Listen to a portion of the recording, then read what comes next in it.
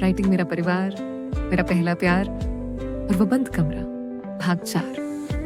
बरगद के पेड़ के नीचे चारों ओर सन्नाटा पसरा था।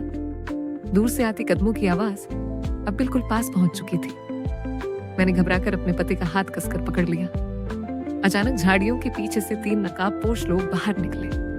उनकी नजर सीधे उस लोहे की संदूक पर थी। उनमें से एक चिल्लाया, संदूक हमें दे दो, नहीं तो आज कोई भी जिंदा घर नहीं लौटेगा। मेरे पति ने संदूक पीछे कर दिया। उसी समय वह रहस्यमय आदमी हमारे सामने आकर खड़ा हो गया। उसने पहली बार हमारा साथ दिया। उसने कहा, आज किसी को यह संदूक नहीं मिलेगा। 30 साल पहले जो गलती हुई थी उसे दोबारा नहीं होने दूंगा। इतना कहते ही दोनों तरफ हाथापाई शुरू हो गई। अचानक एक नकाबपोश के चेहरे से नकाब गिर गया। चेहरा देखते ही मेरे पति के होश उड़ गए। वह कोई अजनबी ही नहीं था।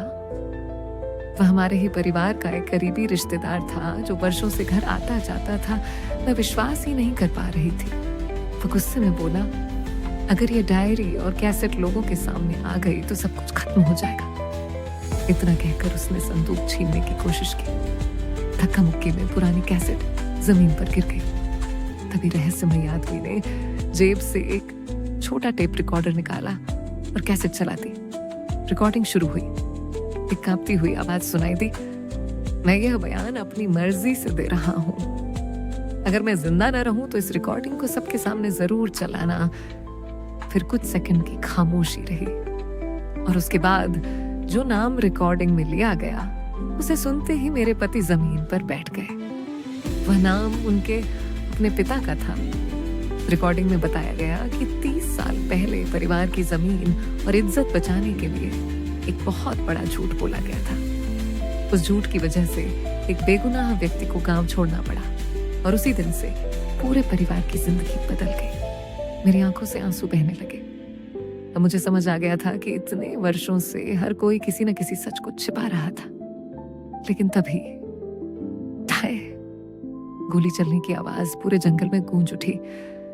सबकी नजर उस रहस्यमय आदमी पर गई। वह अपने सीने पर हाथ रखकर धीरे धीरे जमीन पर गिरने लगा। गिरते गिरते उसने मेरी ओर देखा और कांपती आवाज में कहा, मेरी जेब में आखिरी चिट्ठी है, उसे पढ़ना। उसी में लिखा है तुम्हारे पहले प्यार का असली सच और इस परिवार का सबसे बड़ा रहस्य। इतना कहकर उसकी आंखें बंद हो गईं। मैं कांपते हाथों से उसकी जेब की ओर बढ़ी, लेकिन उसी समय किसी ने पीछे से मेरा हाथ पकड़ लिया। मैंने मुड़कर देखा और जिस चेहरे को देखा उसे देखकर मेरी चीख